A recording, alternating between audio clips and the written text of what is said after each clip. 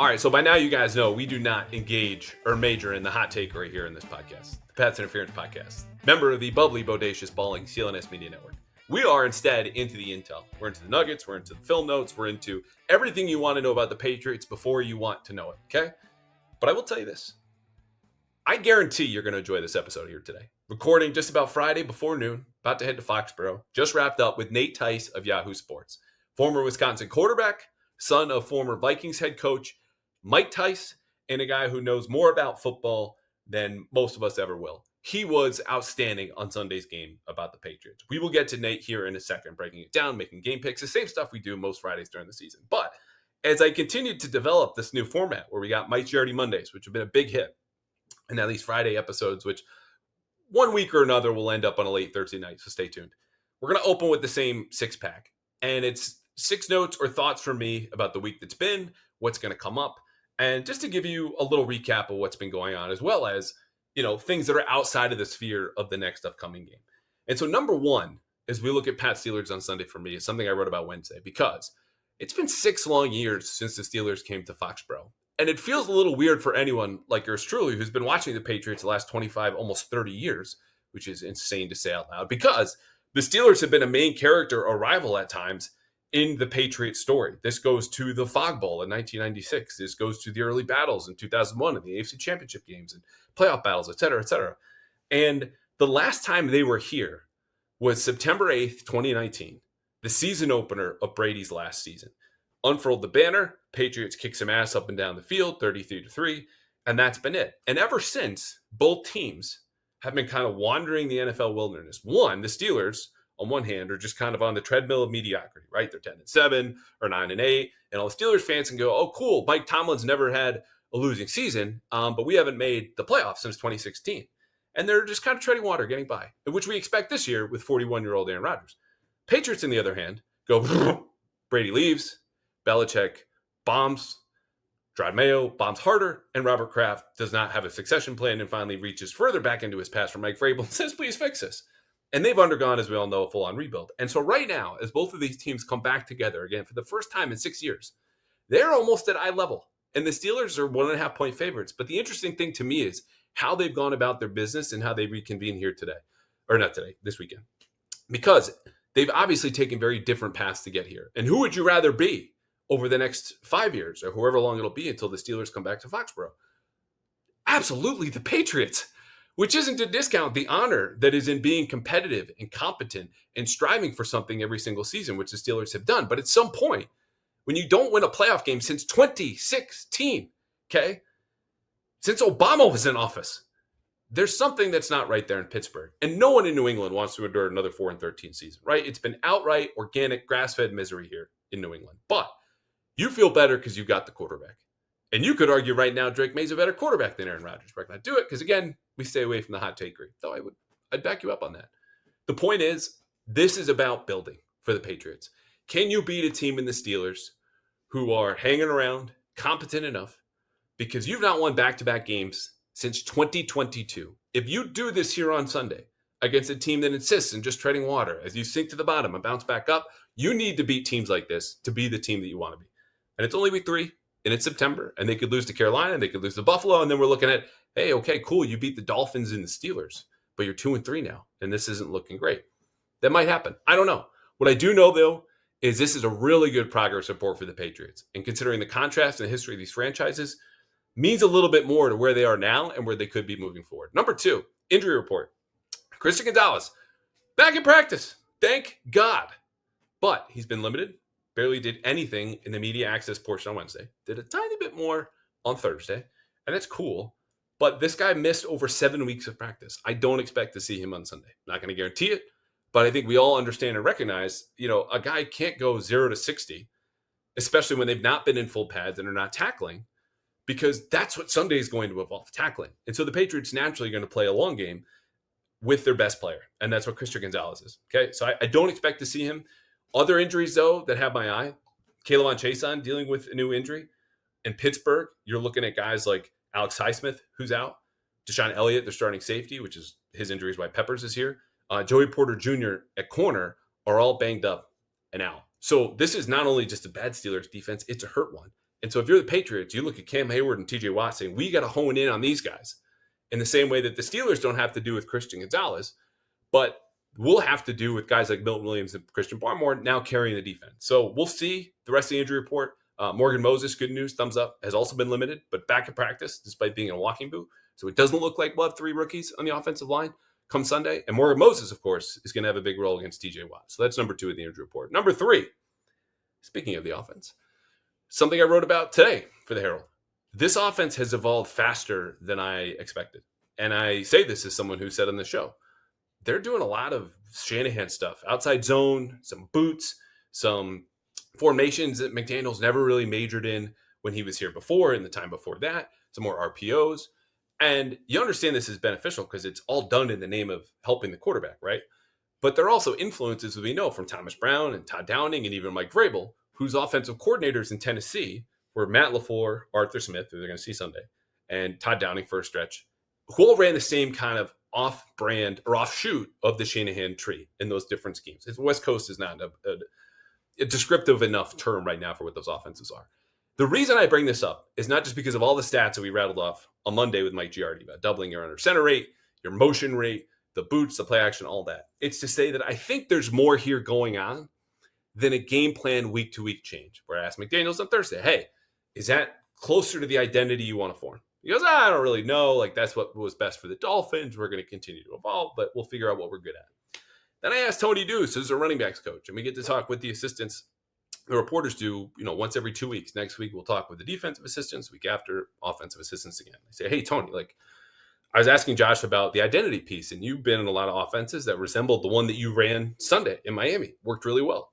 How long does it take for you guys to know, okay, this is our identity? And he said, well, coming out of training camp, we got a pretty good idea of our player strengths and weaknesses, and then you just try to enhance the strengths and mitigate the weaknesses, which says to me, not that he's contradicting his direct boss and Josh McDaniels, but the Patriots don't need to get to late October to go, okay, this is what we're best at. These are the plays we should probably run. I think the proof is right there. And it wouldn't surprise me if Mike Vrabel is trying to push McDaniels in that direction, because you've got people around him who can teach it, who have run it before and installed some of it this summer. And if you want to run a simpler offense, and the same way that Mike Vrabel's described pass rushing, right? Their approach now with the edge rushers, and we haven't talked about this, is to look at it like you're a pitcher in baseball. You want to have 3 or 4 pitches, 3 or 4 moves that you're really good at. Master those. And that variety is going to be enough to keep a hitter off balance if you really get good at them, as opposed to, let's have a gyro ball, let's have a sweeper, let's have a 2-seam fastball, EFIS, change-up fastball, whatever you want, and have a ton of stuff that might be really good against, good hitters who will have certain weaknesses, but you basically have everything in your inventory, and you're only okay at those things. That's been more of the McDaniels offense. We will have answers to everything. That's the whole idea. David Andrews told us this on this show a couple of weeks ago. Mike Vrabel's like, look, if we run certain actions and we have play action off of those and we have your standard drop back passing game, what more do we need? Those are your 3 pitches.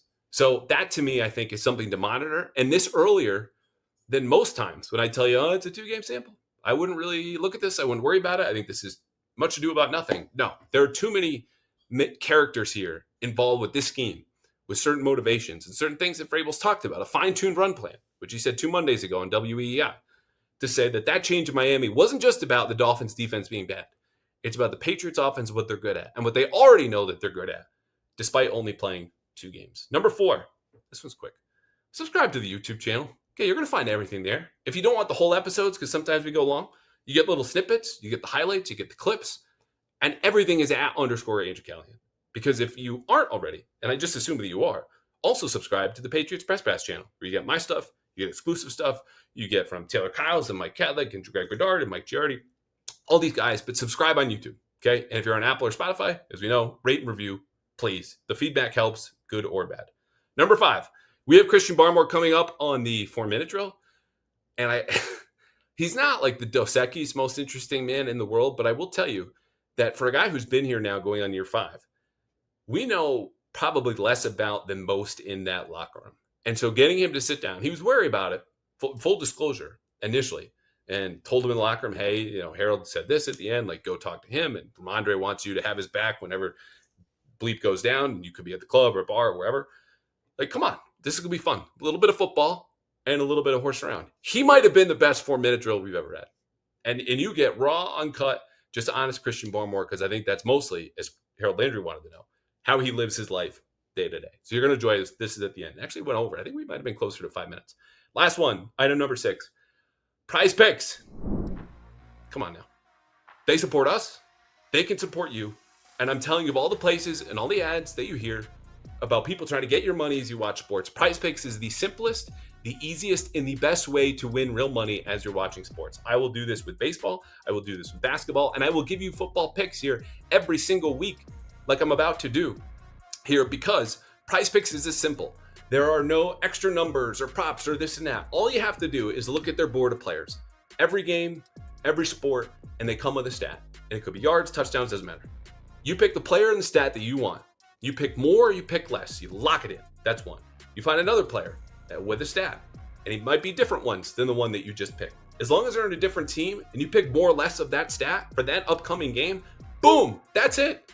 Okay, if you think Stephon Diggs is going to go off on Sunday, you can prove it with PrizePicks, and you can withdraw your money via Venmo or connect it to your debit card. Whatever you want to do, it's that simple. But only if you download the app today and use code CLNS to get $50 in lineups after you play your first $5 lineup. That's code CLNS to get $50 in lineups after you play your first $5 lineup. PrizePicks, it's good to be right. So, those PrizePicks, here are mine for this week. Drake Maye, more than half a touchdown pass. That's it. That's easy. That's pick number 1. How about Calvin Austin? More than 2.5 catches. He's one of the Steelers' leading receivers. The Patriots are going to devote a lot of attention to DK Metcalf. Why shouldn't Calvin Austin just have 3 catches? He will, and Drake Maye will throw more than half a touchdown pass. So those are your pass interference, PrizePicks picks of the week. And again, if daily fantasy is not your thing, if putting your money down on sports is not your thing, how confident do you think you should be in Drake Maye throwing 1 touchdown pass or Calvin Austin getting 3 catches? I think pretty confident. So give it a shot. And if you don't win, you still get $50 in lineups, but only at PrizePicks. It feels good to be right. Okay. Here comes Nate Tice and then Christian Barmore in one of our best episodes of the season. We'll see you next Monday for Mondays with Mike Jerry. All right, the last time I saw this guy before this morning was at a Pacers-Nuggets game, late February, Indianapolis, the NFL Combine. And because none of us expected that one of those teams would later be in the finals, let alone not be the Nuggets. You, me, Doug Kai, Derek Clausen, I think Charles was there, ended up missing the basketball, the live basketball we had paid to watch, to stand in the concourse and just talk football for like 15, 20 minutes. Anyway, Nate Tice, Yahoo Sports, subscribe to the Football 301 podcast. How have you been the last 7 months or so? I've been great. Yeah, I honestly, but that's why I always like a yearly tradition, trying to go to that Pacers game, because it's just like I love walking around Indy, and it's like, all right, perfect, right there, smack dab in the middle. And then I saw they're playing the Nuggets, and I was like, I haven't seen. I had this thing where it's like, if I know a guy's an all-time great, I just want to see him watch. I'm sure a lot of people are like this. Just want to watch him live once, so I can check that box and say I watched him in person once. So I saw Jokic play, and that was the most telling thing. Those are 2 memories: is Jokic making a couple passes and then talking to you guys in the concourse near a couple of the little mini bar areas. But that was also like that. I didn't watch that game. There's not one point in my brain went, yeah, the Pacers are going to make a run. Like that's, right. I just watched the Eastern Conference champions right there when I watched that game. No, but it's great to see you. Thank you for having me. Definitely, man. Yeah, it was too funny. Jokic had 20 assists that night, and I'm sure we missed, 6 or 7 of them, because I always describe the combine as like the end of a semester where you're in this big lecture hall and I'll be like, oh, I recognize the face. And then at the end of the semester, you're at a party and you're like, oh, Nate, English 301. Yeah. Oh, what's up, dude? And that's exactly right. Twitter friends that you see in person once a year, but after a few beers, they're like, yeah, oh my God, it's so great to see you. That's exactly how it is. Yeah, I know. It's and at every spot, it's like little pockets. It's like, all right, pocket, talk here. Okay, walk 10 yards. Oh, another little pocket, top pocket of people. Oh, okay, hey, talk here, catch up. Oh, yeah, I'm aware of your stuff. And you feel like you say, it's almost like pen pals too. It's like you're very aware of each other and know each other's stuff. But then when you start talking, you're like, oh yeah, we can just ease right into this. And then every year at the combine, though, usually from up until 3 a.m., which is the night when the teams get done at midnight, and it's like, all right. Gotta go see my friend from the Packers. Right. What time do you get done with interviews? 12:30. Oh my God. All right, fine. All right, I'll see you there. Yeah, right. Yeah, stumble into someone. It's funny too, because then I love getting the, oh, you're Andrew Callahan, right? This happened to me before a Red Sox game the other day. They go, yeah. They go, okay. You don't get I've seen your stuff. It's just online. It's like, all right, keep it moving. I'm like, all right, great. Oh, I get that at the Indy. Actually, speaking of Indy, every time I go to the Indy airport, someone like will recognize me, and I have a big thing to make sure people introduce themselves. Like I want to know their names and everything too. Yep. And I could tell one guy, I'm getting my coffee as I land. He comes up and he's like, "I'm literally listening to you right now." I was like, "Oh, thanks." And then we just kind of stare at each other. I go, "I'm Nate." And then he like introduces himself. And I was like, "What's your name?" He says, I could tell he was almost shocked I asked for his name. Like he was just like, "You want to know my name?" I'm like, "Yeah, sure. We're sitting waiting for coffee and you're talking to me." We can act like we could be people for a second as opposed to kind of this parasocial thing we got going on. So it is kind of always a surreal thing. 100% too. And I was with two buddies when that happened. So they were like, he's clearly a big fan. I was like, yeah, it probably was my biggest fan, but I'm the same way. Like, if you want to come up, not a problem. Just like handshake, say hello, what's your name, where you're from. Like, it's like that will end at some point, obviously for all of us in our careers. And so we've got to enjoy it now. But speaking of enjoying it right now, this is sneaky one of the best games of week 3. Like I'm so glad we had you on this week as opposed to last week, because I think Pat Steelers has a national appeal. You've watched a ton of the Steelers. You've watched some Patriots. What just bottom line interests you most, either about the Patriots or this game in the big picture? Well, and anyone that doesn't kind of know my work or anything like that, and this is kind of funny, finally going on some Patriot shows, is I'm a big Drake Maye guy. Yes, he was #1 guy in my quarterback class of that class, and honestly, after I watched him in 2 weeks, I'm feeling really good about it. So that's like really more than anything that grabs my attention. But who catches the ball for him and how that sorts out is still sorting itself out. Is I'm sure in Patriots land that's really kind of grabbing attention. But every week I'm trying to figure it out. I know May's got such trust in his tight ends. He's got the weirdest trust with Booty, with Kayshon Booty, which is still boggling my mind. But Booty actually looks better. And I'm going to, as someone that's always been lower on him, I would say through 2 weeks, I know he only had it was just one catch, one touchdown last week. But I mean, he's looking better. Like he looks a little more fluid. I'm not saying this absolute world beater, but I'm not as mad as the targets going his way as I was last year. But really just the rest of that room sorting itself out. Like Mac Hollins already has his role. He's basically a fullback playing wide receiver. Like that's what he's done. I call him Robin Lopez. I love that. The hair too. No, that's the hair, everything. But that's Robin Lopez gets rebounds and sets picks. That's Mac Hollins for a NFL offense. And he's done it for several stops now. But I just want to see how the other guys sort stuff out. I want to see Kyle Williams kind of get going. Chisholm, if he gets going at all, but Diggs is Diggs. But just really just how those guys kind of just stack themselves up, who can start kind of maybe taking a little baby step, or maybe if there's just kind of new layers of the passing game. I really liked what the run game looked like last week. I thought the rookie left side, I could just call it the rookie left side. Actually had probably, I mean, it's 2 games in, but looked like professionals, like looked like good starters, not just good for a rookie, but like, hey, that's a plus performance, at least in my eyes, from what I remember. And so that's really what I just kind of keep my eye on every single week.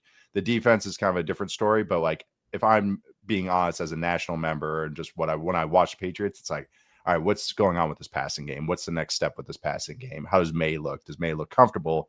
Last week was a definite yes. And I kind of just want to see that kind of keep going.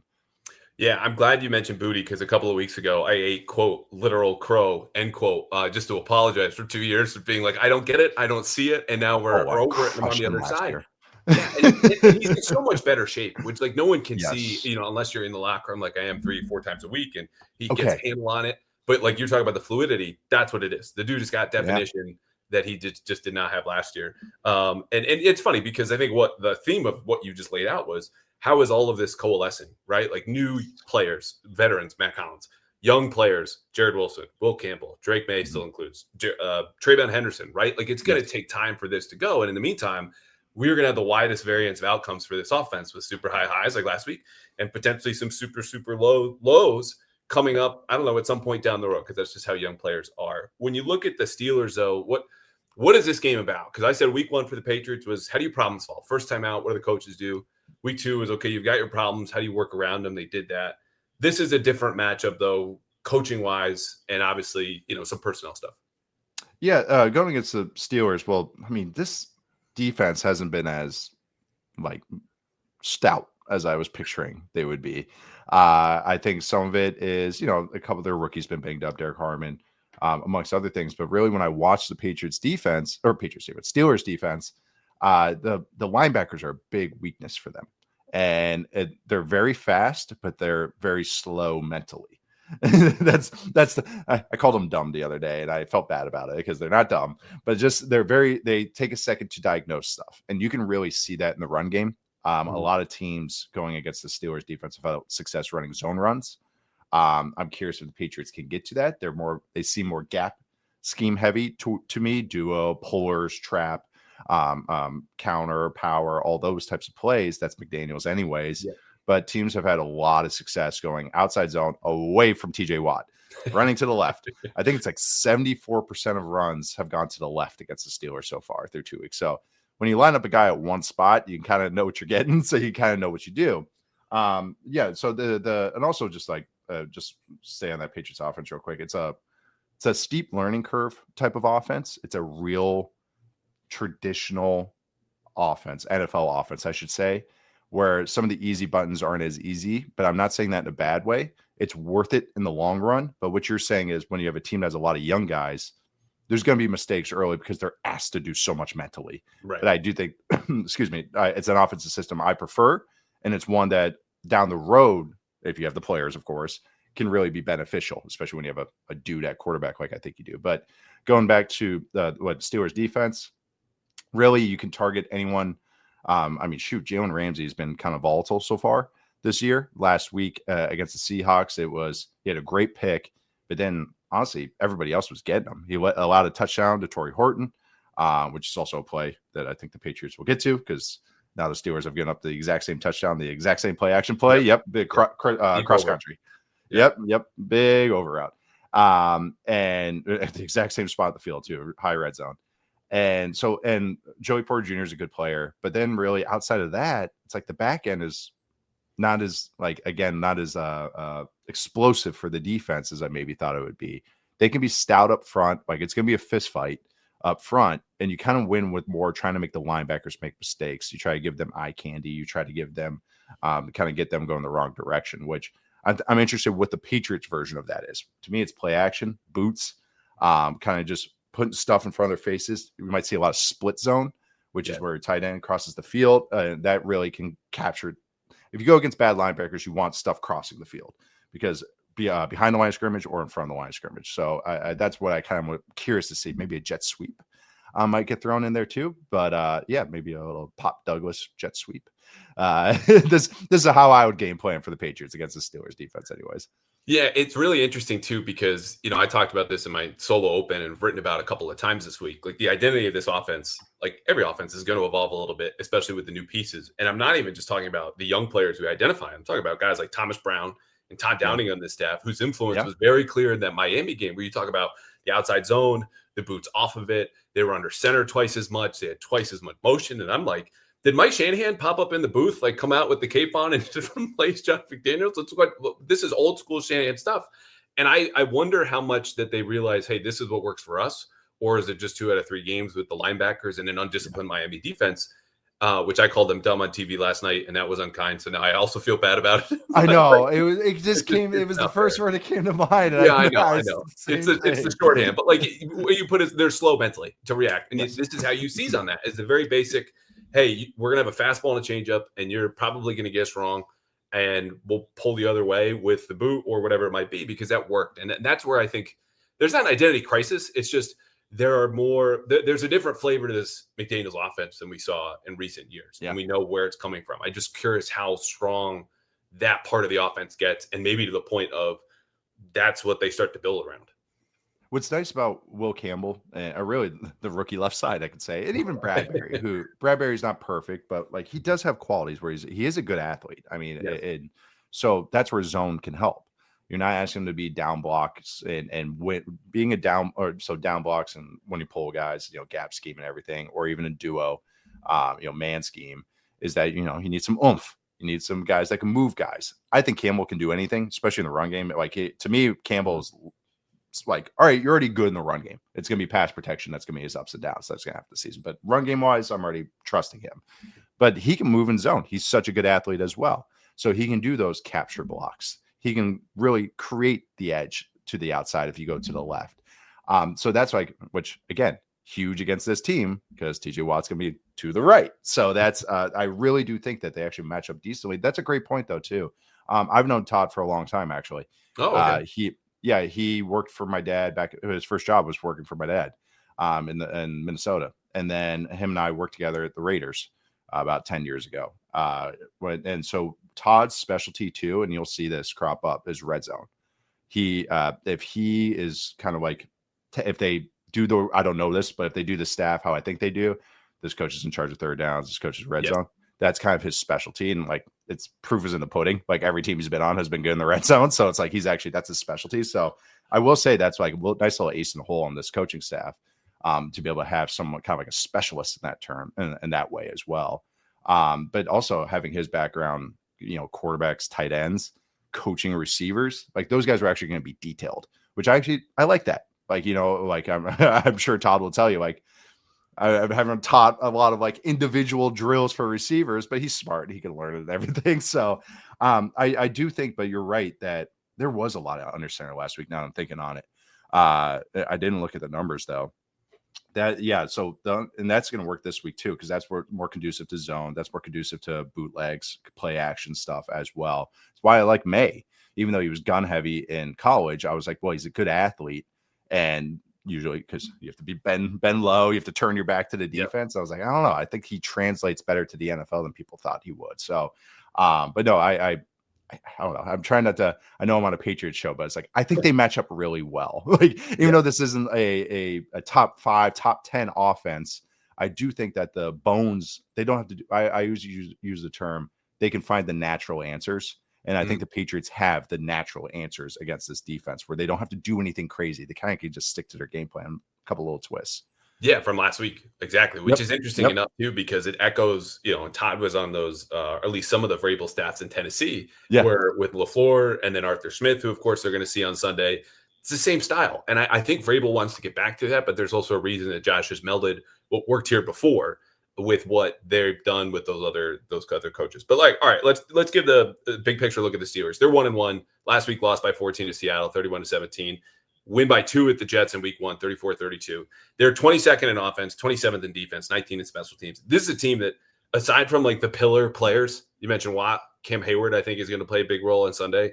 Jalen Ramsey, depending on what side of the bed he wakes up on. And of course, DK Metcalf and Aaron Rodgers is not really great at anything right now. And it's not just because I put them in the bottom 14 to DVOA in all 3 phases. It's you go to PFF by pass blocking and receiving and tackling and all these different things. They're top 10 in 1 or 2 things, and that's it. So I want to start with Hayward, though, before we wrap up on the Patriots offense, because if I'm the Steelers, I'm lining up head on Garrett Bradbury, knowing that's a matchup advantage for me from a power standpoint. If we go, 5 down, which is a bigger trend this year in the league, you eliminate any possibility of double teams, and then they're working from a smaller menu where we might get fooled in some outside zone stuff, but at least I know that's where they are based on what we're going to do alignment-wise.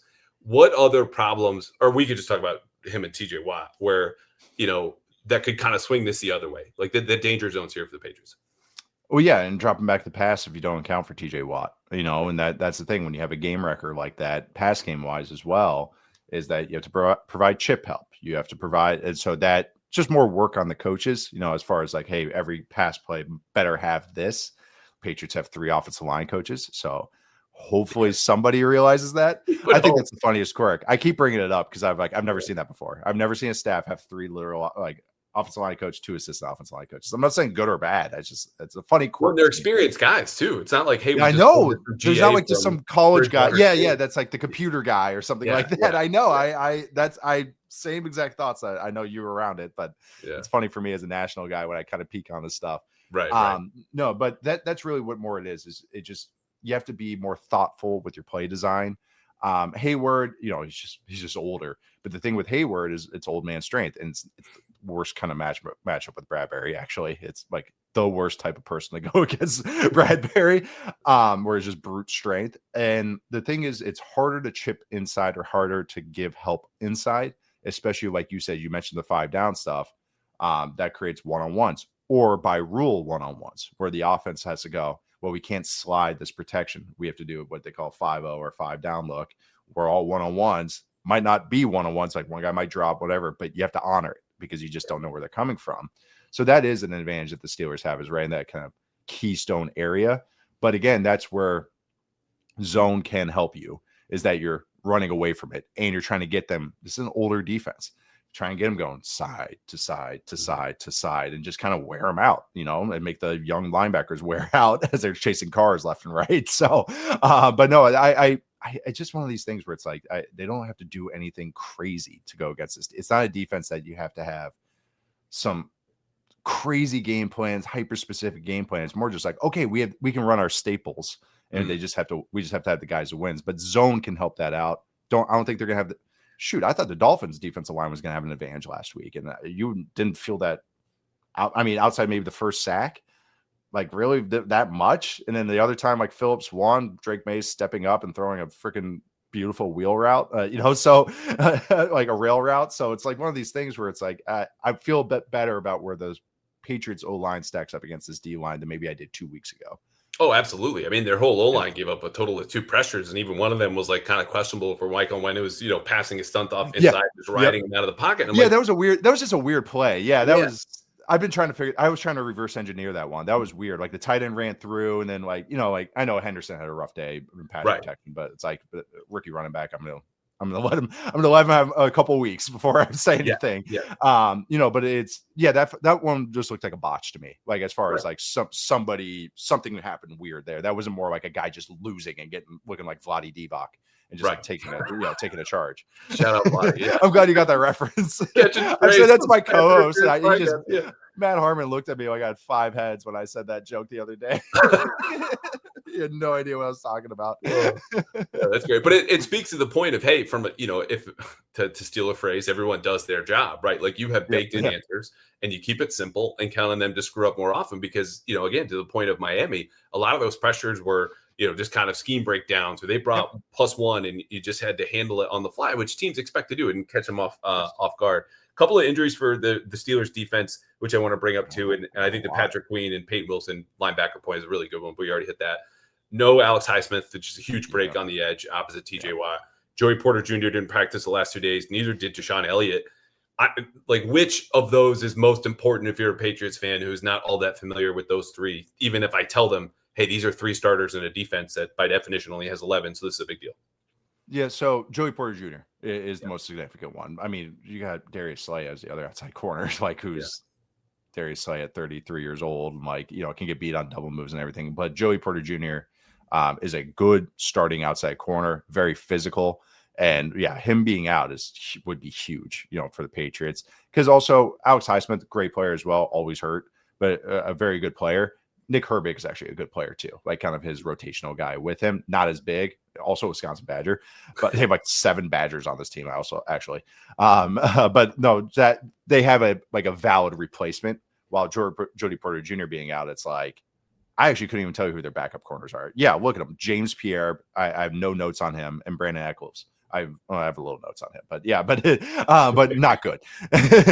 So like that him being out would be significant, and it would just give an advantage. We just talked about those receivers. This could be a nice kind of like how the Dolphins DBs felt last week.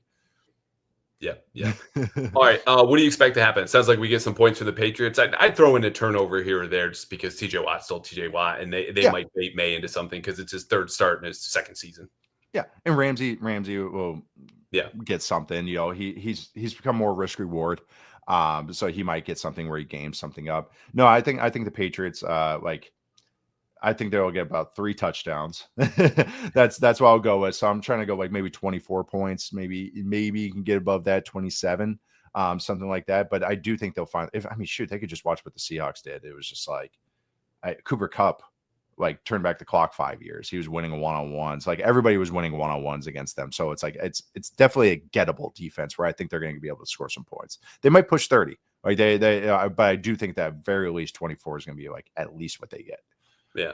Can the Steelers push 30 offensively? Because there's no team that's tackling worse right now than the Patriots. 25 missed tackles. And the stat that I love / hate is that Robert Spillane, square in the middle of everything, who's playing every package and every down. has more missed tackles than made tackles through 2 weeks, Nate, and I just don't Does he? know. That's a great stat. That's I 6 mean, not tackles. fun, not a good stat for you guys, but fun for me. Well, it just is what it is, and I'm like, Yeah. there's 8 whiffs there to the 6 misses, and like they want to keep him in the middle of everything. They prefer to play 3-quarter nickel as almost as much as everyone aside from maybe Buffalo. And Christian Ellis has been an issue next to him for a long time, which because he's a special teams guy. And then everyone's favorite doctor, Dr. Gibby, white cliche linebacker coming off the bench. Jack Gibbons is like solid, but not that athletic. So where do you start here, knowing Aaron Rodgers obviously it's not Aaron Rodgers physically in the way he performs, but knows where to go and what to do still in a way that could hurt them if they're not sound defensively. Yeah. I mean, you got to pressure him, which is just like any quarterback, because he can't move right now. And he kind of is like, all right, I'm going to just turtle up as soon as you get pressure. That's kind of one of those where it's like, no crap, get pressure on the quarterback. Yeah. So the Steelers offensive line is actually a little bit better. I think the national perspective of them is it's young. They got a lot of talent. Zach Frazier is one of the best centers in the game. Their center. And the right tackle, Troy Fontenot, was injured last year, but he has a lot of talent. Their right guard, Mason McCormick's pretty good, second-year player as well. Left tackle, Jones is just he's up and down, but actually he's been playing better this season at left tackle than I was expecting. I don't think this is like a top 5 line, but like by the end of the season, it might sneak up into kind of like top 10 conversations. That's kind of like something I've kept my eye on. This offense actually matches up better with the Patriots defense than the last 2 offenses they faced. I think more of a traditional offense like this fits what the Patriots want to do on defense. A lot more under center, a lot more tight ends, a lot more tight formations, condensed formations. Dolphins are a terrible matchup for them because you could feel the kind of team speed difference. I'm glad you brought up the missed tackle stats because I watched that game. I watched every minute of that game and then watched back on all 22, the Patriots-Dolphins game. And I was like, man, they are getting these guys on islands, and that's not looking pretty. And it was just over and over. So I was like, man, they have a lot of missed tackles. And I looked it up. That was that was their Patriots' highest missed tackle rate since week 4, 2021 in a game. So it's the most tackles they've missed in the game in like 4 seasons. So that was Brady's return with the Bucks. That probably feel pretty right, actually. Because wow, I think great memory. Yeah. And so that was one of those where I mean, it was the eye test matched it. So yeah. But I also think the Dolphins are the Dolphins. Dolphins offense is actually pretty good. Like the Dolphins are a joke right now. Their defense is totally given up, but their offense is actually still be able to score points if you're not ready. And so I think that's kind of what the thing. It was a bad matchup. It was when I was at Wisconsin, we played Oregon in the Rose Bowl. It was like we had our offense was amazing and our defense was fine, pretty good, but it was the worst matchup possible for us. And sometimes that happens. Luckily, probably don't have to worry about the Dolphins and tight games late in the season, or potential playoff games. And then same with the Raiders in week 1, Chip Kelly. And then they have some team speed as well, more than people think as well. Even if the receivers aren't name guys, name brands, that first touchdown, Trey Tucker getting caught against a pressure look. He's one of the fastest guys in the NFL. Brock Bowers is one of the fastest tight ends in the NFL. They have some athletes there. I'm sorry. I just remembered the picture of Christian Barmore and Milton Williams dropping back again on that 3rd and 11 throw to Trey Tucker, who's isolated. And granted, this is how their scheme works with their safeties will take on the slot guys. But I'm just there's nothing about this 3rd and 11 play that should have happened the way that it did. I'm sorry. And also just trust yourself against that Raiders O-line. Just rush 4 and just, I mean, that's what the Chargers basically did. Right. Anyway. So having said that, it's I actually more, the team speed, you could definitely feel a difference. But I actually think against this Steelers offense, like you mentioned Arthur Smith, but they're going to be run heavy by what they want to do. Rodgers can still spin the ball. I actually, on rewatch against that Seahawks game, I was actually like, man, he actually is making a lot of good decisions and doing some good stuff. Like the ball, he had a couple of highlight throws, really. Mm-hmm. It's just that as soon as if you can get any semblance of pressure, that's it. Plays over. So that's what decides the game, really, is all right, can we get him? And last year he was awful against the blitz. Absolutely. I think he was the worst quarterback or the 3rd worst quarterback. And you turn all the stuff I look at, all the nerd stats, success rate, EPA, all that stuff. And when I look, I love also success rate is a coaching stat originally. Like Brian Billick had it in 95. So I always think that's really funny. Yeah, it wasn't EPA based. It was just yardage based, which EPA comes from as well. 40%, 50%. Yeah. 40. Yep. Now I've learned kind of talking, this is a whole aside, but talking with people is kind of looking into what makes EPA and stuff like that is that really it's 50% on first down, 50% on second down, 100% third and fourth down. That generally gets you to what is a good play at EPA terms as well. Yeah. So yeah, but anyways, can I tell you real quick? The Patriots had an in-stadium scrimmage, and this was 2 months ago. It's the second week of training camp, but they had a scoring system that makes zero, I think, sense. Like you're like 4 points for this amount of gains. You get a negative play, it's 5 points, and they're counting just like offense, defense. Yeah. And so I check on it later. I'm like, who had 10 beers and came up with that? And they go, it's actually like some of their analytic stuff. And sure enough, I'm thinking like, all the offensive stuff was staying on schedule, and defensively, of course, your negative plays are your X plays, right? So this was probably just EPA. So for the folks who, are upset about the nerd stuff and are a Patriots fan, I'm sorry to tell you, you are rooting for a nerd team. That's it. That's what cracks me up about success rate. Everyone, I see players going like, "Oh, this analytics stuff." I'm like, dude, your coaches have been using this ever since you were in the league. Like that's what cracks me up about it. It's like that's the nerd stat. That's a coach stat that just got kind of reworked over the years. Yeah, dusty. Blow it off. But there it is. Yeah, I know. That's it. That's all it was. I know. Just repackage it, call it analytics, and give me $1 million. That's it. That's a little higher. Yeah. That's it. No, but back to Rodgers against the blitz. He was absolutely awful against it last year and recently. Can't move that well. Kind of had archaic answers because the Jets offense was the Aaron Rodgers offense. And he wanted to, they played the Seahawks and Leonard Williams picked him off over the middle. And it's one of these things that's like, the Jets weren't worth talking about to me because it was one of those where I always got force fed to talk about them. And so I pushed back because I'm Irish. And I was just like, yeah, I don't want to talk about that. I'm stubborn. And so like one of those things, he just kept getting caught because he was like, well, this worked. This was my hot answer 10 years ago. Oh. And often there's no new defenses have gotten really smart over that time period. And it was kind of really weird to me. I was like, all right, no coach was like, hey, let's change that. Like, no, but that was how it was. So it's one of these things I've been keeping my eye on with the Steelers. Like, is he trusting the system or is he still doing his signal? I'm going to throw hot. I'm going to do all this kind of creation stuff. So it's kind of one of those things too. Like I would blitz him a couple times. I know that's scary to say after you watch that Raiders game, but just to kind of just see like, what are your rules? I'm going to test this a little bit.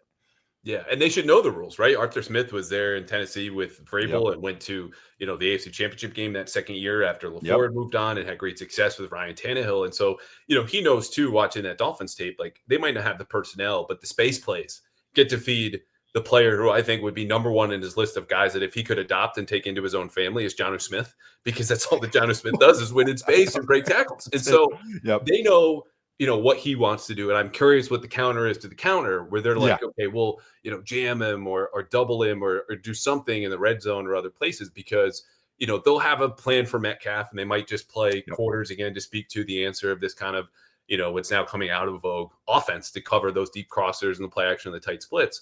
But Metcalf and Jonnu are probably the two guys I have my eye on. And even though it's been a democratic approach for Rodgers, right? Like he's spreading the ball around. But in terms of guys who, if they get loose, who's really going to burn me? Because we've been missing a lot of tackles if I'm the Patriots. Those are at the top of my list. Am I missing anybody? Because they've not been able to run the ball, obviously, almost at all.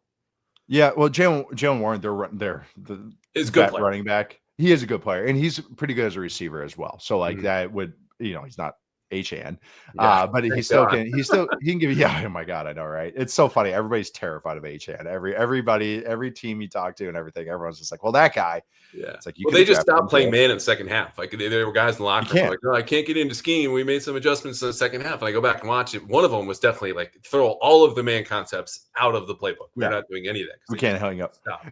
When's Gonzalez coming back? Do you actually? So this will be out by the time that we know, but I said in the open, I just don't think he's going to play. It's been 7.5 weeks. So I know. But that would have been the shadow, right? Is that where you're going? Yeah, right. Like if Gonzalez was available, the same way he feeling a lot better. You'd feel a lot better. He just shadows DK Metcalf. I mean, I might trust in key situations and maybe third downs for Carlton Davis to do that, understanding I might not win more than half of those battles. He can get physical with DK. So DK, that's the thing about DK. DK is like, everyone thinks he's this big bruising freak. He plays smaller than he is. Like, so like, that's the thing is like a guy that like Davis is actually could out physical him, even if he's giving up a whole weight class to him. Like, and that's why you bring in Carlton Davis, is because he just beats the crap out of receivers. It's awesome. I love Carlton Davis. Yeah. He'll miss 3 games every year. That's what he does. But you go man coverage, he's gonna just get in a fist fight every single week. But that's why would you let him shadow, or would you just play sides like they have been? I play quarters the entire game. Okay. Honestly, that I'd play quarter.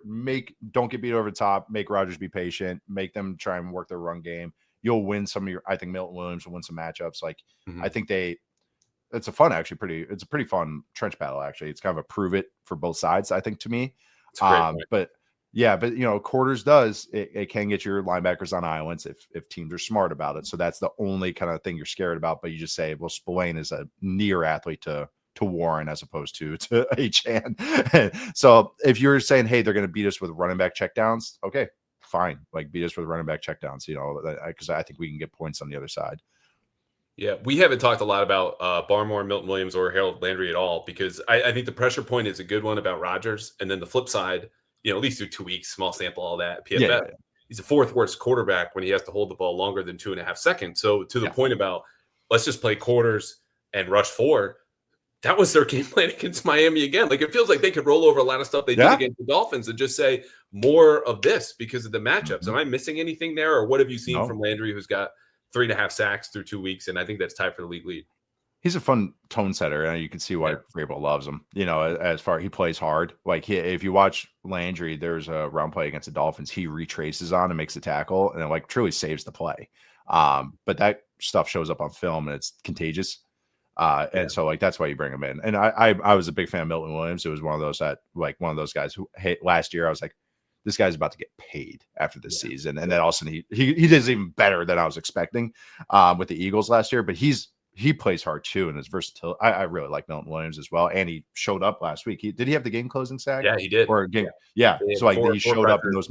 Yep. Yeah, he's just a useful, good player. So it's like, I don't know. Their front, like, I don't know how to describe 7 from 6. How many guys they have so many different body types as well, like Tonga as well up there as well, can get physical. But I think Milton Williams is going to be key. It's whoever goes against Jones at left tackle, they can maybe get him a couple times. The Steelers' left side is weaker than their right side. So that would be kind of the area. Maybe you do games and twists. Jones has been susceptible to those over the years, like where he's also a not mentally fast guy. So he can kind of maybe see what I'm doing there. Yeah, so they could be susceptible to like twists and stuff like that. So that would be the area kind of like my fish, as they call it, defensive coaches call them. Like that's the fish right there. It's the left side. Can I interest you in 10 seconds on K'Lavon Chaisson, who just I saw from the spring, and I allow myself one guy in camp. And a few years ago, it was Gunnar Olszewski, and had some middling success, and then was like, okay, here comes Jacoby Myers. And I'm just like, the dude is younger than Keon White, which people do not know, who they drafted just a couple of years ago. Yep. First round pedigree, Jaguar staff in the middle of COVID, didn't know a whole lot that's going on. Gets out of there, has a decent season with the Raiders, now starting here. And I'm like, you're starting to see all the talent. Everyone at LSU was like, here's our biannual freak off the edge that will go in the first round.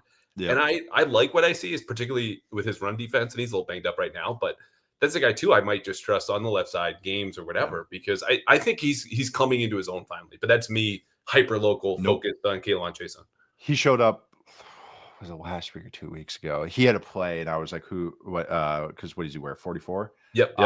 Yep. And because he showed up, and I was like, who the hell's 44? if I'm being honest, it was not a number I remember off the top of my head. And it's not a great pass rushing number anyway. You're like, this dude is doing himself a disservice. It's a fullback. Yeah. No, I actually like 44. It's just that it's very player dependent. This was my Harold Fannin, the tight end for the Browns. Discussion was like, he could pull it off. Like he can pull it off. So but he I think you're with it, because he's got some twitch. That's what's cool about this front, is they got a lot of different body types, and I always like that with defenses. So you're not just national or local hype on him, because he actually had some flash plays. I really want to say it was last week, but because he did have a moment where I kind of was like highlighting him, but I could be misremembering. Yeah, he had a cleanup sack and one other pressure. And did he have something in the run game? God, he had one run. He long armed a guy. And it was really impressive. And kind of spilled it. That was the play. Yeah, it was like I think he was playing a puller, and that's the play I remember off the top of my head. So it was impressive. Yeah, and Mike Smith, who's in Minnesota. I don't know if you ever crossed paths with him. He's bounced around with the Jets, like really good outside linebackers coach. Told us as soon as we signed him, I was like, "Hey man, why aren't you using power more?" And I was like, "This dude's 240 pounds soaking wet," but you can see it now. Like he's got more in his bag than it ever seemed to me, and it apparently was ever told to use in Jacksonville or maybe in Vegas. So it's cool. I don't know. Jacksonville is a great buy low franchise. They're not the first. I mean, I watch what's his name, Quincy Williams with the Jets every single time. I was like, he was a camp cut for when he started with the Jets. He's not a perfect player or anything. You can kind of see him right now. He's a little lost without CJ Mosley next to him right now. But it's one of these where it's like, how is that just a camp cut? It's not even just like a special teamer you want to keep on the roster, because it's like, I don't know. So yeah, great franchise to buy low from. Actually, the Raiders are too, kind of, but they're becoming a little bit more serious now. Actually, what they're doing over there. Yeah, for sure. All right, how does this go? Patriots defense versus Steelers offense, and we'll get you out with the game pick. Oh man, Steelers are gonna be able to get some plays. Like I do think Rodgers can make some throws. Metcalf actually is playing pretty well this year. He's not my favorite receiver in the world, but he is playing pretty well. But I do think the Patriots match up better against this offense than they did the last 2 weeks that had a little bit more team speed on it. But I do think that there'll be a couple touchdowns scored on them, a couple nice drives and everything. But really, you're just hoping kind of get some a lot of third and longs. So first and second. So basically, if I had a too long didn't read it, it's first and second down is paramount to this game. Or on this side of the ball, that is create third and longs and you win this game, because this is not an offense that can handle third and longs. That's an Arthur Smith weakness as well, because he wants to stay ahead of the chains. Right, that's a good point. Yeah, and I think that also tilts. You talk about the trench battle; it should be even. If you're in first and second down, run actions or just straight runs, that offensive line is leaning one way, and if you're back in pass protection, that defensive line gets to do exactly what it wants, which is. Milton Williams said, I did a little read and react in Philly, but it's a similar system. He's like, man, there's no read. There's no react. I just have to go F shit up for this defense. But you don't get to do that first and second down against this type of offense. There's a little bit more involved. Third down, though, to your point, is when they do it. I'm picking the Patriots 24-23, but I've described their first 3 games. Maybe this goes for Carolina, too. It's just toss-ups. You know what I mean? Like, I missed this pick, or it's in a confidence pool. I'm giving this 1 or 2 points because I could see this going either way. So I take the pass by 1. Yep, I think this was my 6th and 7th seed in my preseason prediction for making the playoffs. I didn't say it was going to be pretty the whole way through, but no, I do think it's more of an even matchup where some of the strengths, it's where the strengths are is kind of balanced out by the other side. Actually, that's a similar score to what I was thinking in my head, because I already said 24 for Patriots. So I'll just to change up, I'll even say 24-17. I think it's a touchdown win for the Patriots, but I do think this is going to be a fist fight and kind of come down like a lot of good NFL games, kind of come down to those 3, 4, 5 big plays that some of these teams can hit. It's going to come down to some designer plays, like a shot play here, a shot play there, and just one, a dunk here by DK Metcalf or a catch and run by somebody on the other side. Yeah, and we didn't touch on it, but if things go badly, we hit on the Steelers safeties. I mean, Jalen Hawkins and Craig Woodson, the 4th-round rookie, like there's going to be some pressure against this type of offense as it. So they better be at least sound. Just keep everybody in front. That's it. That's why you play quarters and keep it all in front. Yep. Exactly. And hey, like you said, it's a battle of 3 seconds. Like you want Rodgers to hold the ball for longer than 3 seconds, and then that's it. Just keep everything in front. Just don't let him. You don't want to see Rodgers tilting that shoulder up. As soon as you see that, you're dead. So that's really the key to the game. Keep Rodgers' front shoulder down. Just keep that down the entire game. You'll be all right. Otherwise fold up the tent. All right, Nate, this has been fantastic. I really appreciate you making the time. What can we expect from you coming up this weekend, beyond? What do you got? A lot of Football 301, our podcast over at Yahoo. Check it out. And also on YouTube as well, but wherever you get your podcasts at. So we just aired Thursday, week 3 preview. We did not touch on this game, even though I wanted to, but had to give the Steelers I had to give Steelers and Patriots talk a little chill. Them and the Cardinals, their team, and Seahawks a little bit. Teams I'm talking about a little too much right now, so I have to chill out on them. But then I'll do a Sunday recap pod with Charles McDonald, so might talk about this game. So make sure you check that out. Hope so. It sounds like they owe you one. Like Nate gets a pick for some of the games for the post game. I need a couple more Drake Maye good performances before I start kind of like, all right, sorry to toot my own horn on my own show, because I'm trying to chill out on it over there. I need a 60% success rate game like he had last week, where freaking every decision was great. It was only one real missed throw in my head, which was the one to Diggs, where he wanted Diggs to settle. Like when the missed throw, you understand why they missed it. That is a good day. Like that is, don't even have to look at the other stats. It was like, that's a good day. That's the only bad throw, quote unquote, that he had. Right, and maybe Diggs should have settled. I don't know. I yesterday, or you can text Todd. I don't want to throw anyone under the bus, but as a quarterback, yeah, as a former quarterback, I know what Drake was seeing there, and then Drake could actually execute it. I don't like me. That's why I'm sitting here. But it's like I could see why he did it, and it's one of those things they'll clean up. Yeah. I'm going to give one last pat on my back because I did not pander with the very wrinkled, cracked Dante Culpepper 2003 home jersey that I have in my closet from your dad's. Because that man, dude, it is a medium. It is the only thing in my closet that fits anything from the last 5 to 10 years, let alone 25. And it's just like all the time. When I wasn't watching the Pats, it was just that same celebration, man. He was just, dude, the most fun with those teams and Randy. They were very fun teams. I know you guys got to enjoy Moss a little bit over here, but I had some great childhood memories with those offenses. Metrodome, a lot of deep balls in the Metrodome. It's kind of warped my line of thinking of how I view NFL offenses. But guess what? I still think it's the ideal way to do it. just chuck throws up and have a quarterback that can run a little bit that weighs 260 pounds. Yeah, that really will warp your thinking about what you think the NFL is going to be. Just stuck in that NFL blitz mindset. Like were you a Vikings fan, or did you just hit the sticks on N64 all the time? And maybe it's both in someone's case. All right, he's Nate Tice. Thank you again for making the time, man. This was a blast. Andrew, thanks for having me. As promised, another 4-minute drill. This time we got the most popular man who's never been on the show, Christian Barmore, comes up when we sat down with Rondre Stevenson, and then Harold Landry pitches. Man, you got to talk to B-More. You got to find out what a day in life is like at B-More. You ready? Yeah. Okay, good. So we're going to start the clock. The only rule is we can't run out the clock, so we're going to go as many questions as possible. Ready, set, go. You lost some weight this offseason to fit in the scheme. Tell us, what was the hardest thing you had to cut out? Really just like, eating all junk food and all that bad stuff. You got to be real disciplined off the food you got to eat. You know what I'm saying? What was your favorite junk food? Really like, I like pretzels and I like Doritos. Oh. Yeah. Tough? How long would I'm 6 foot, about 225, 230 in a bad day. How long would I need to train to block you? Probably for a long time. It can't take you just a day. Months? Years? Yeah, it take a year. I'll smash it. Yeah. Okay, good. Biggest badass in the locker room? Baltimore. Okay. Who's number 2? Milton Williams. Milton Williams. All right. Christian Barmore wins the lottery. First big purchase is going to be what? I say really, sorry. That's all right. I say probably just teach me how to cook. Oh, so you're going to hire a chef to teach you? Yeah, how to cook. So full time, he's just chilling with you? Yeah, yep. Cool. What's the best advice a coach ever gave you? Best advice coach always tell me is like, always just telling me just play your game, play fast, always, play physical, and always telling me, just especially like, if a bad play, don't ever let that one bad play mess up your whole day and mess up the whole, your whole, your motive for the game. Always keep moving forward, always just keep doing your best you can. Yeah. Is that from Vrabel, Coach Saban? Where'd you first hear that? I got that from, Variable, you know what I'm saying? Yeah. Yeah. All right. You are stranded in the woods. Guy grew up in Philly. You have to live off the land and survive. How long does Christian Barmore survive, and what are you thinking?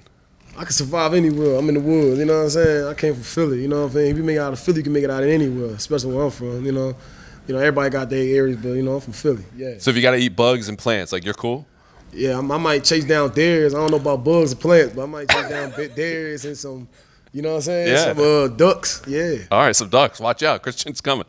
You never got to sack Tom Brady. Played him once. Yeah. You came close. You hit him. Almost, yeah. Would you like to take a shot and try to sack his statue outside? No, I love his statue. Okay, you're going to leave that alone? Yeah, you're a legend, yeah. All right, Christian Barmore goes up to someone. This could be the club, could be the bar, could be a hardware store. Someone's looking good. What's your best pickup line? I'll be smiling, look at it like, how you doing? Yeah, my name Baltimore. Huh? They just give it a smile and I walk away. That's it? Yeah, I just walk away. What's the hit rate on that, success rate? Success rate, she gonna come talk to you, she gonna laugh. But it's like 50%, does that work? 100, 75, 25? I say probably 50 or 75. All right, I'm going to try that. I'm going to go up to a woman and say, hey, I'm Christian Barmore. Never mind that I'm married. What's one thing fans and media don't get about football? Really just the, I guess, like, when people think football is easy, I say that, like, the things we do. Like, saying, yeah, I could have made that catch, especially, like, when people catch the ball, they think it's easy to catch the ball in the National Football League. It's not easy. Yeah, or just taking on blocks or stuff like that. You got good hands? Yeah, I got good hands. All right. You ever get teary, like emotional watching a TV show, a movie, one of those commercials where they're showing you all the stray dogs and you want them to adopt it? You ever get emotional like that? No. No? Zero? Nothing? Never cried during a movie? No. Okay. This O-lineman, fill in the blank, is a pain in the ass to play against. Who is it and why? You talking about here or just anywhere? Anywhere else. I mean, I don't know. Dang, old lineman. You can pick one here if that's easier. I pick one here. I like Mike. Big Mike. Big Mike's tough. Mike, yeah. All right, good. This teammate FaceTimes you late at night. There's no way you're picking this up no matter what. Who is it? Say that one more time. If the teammate FaceTimes you late at night and you do not want to pick up, who do you least want to pick up? If they're FaceTiming you and you're like, nope, no way. Anthony Jennings. Don't want to talk to him at all. All right, Harold Landry gave us this one. Then we got one more to get you out. What is a day like in the life of Christian Barmore? Really just, just getting up, People sound, I'm always having like my face expressions, but I'm always having a good mood, Sometimes I'll smile, but I am smiling, just, smile different. I love football, like to really take football really seriously and like to work out and train. Cool. Yeah. I told you it'd be 4 minutes. We just went over. We got to end on this. Give me a teammate I should sit down with next, and what should I ask them? Oh, yeah, you should interview Anthony Jennings. Okay. And ask him about college in Alabama. First time you guys met, I heard a story about that. Yeah. Threw down a little bit in the locker room? Yeah, for sure. All right, Christian Barmore, always speaking the truth. We got him the longest 4-minute drill ever, but long awaited based on his teammates. I appreciate you hanging out, man. Appreciate you, my boy. Good looking out.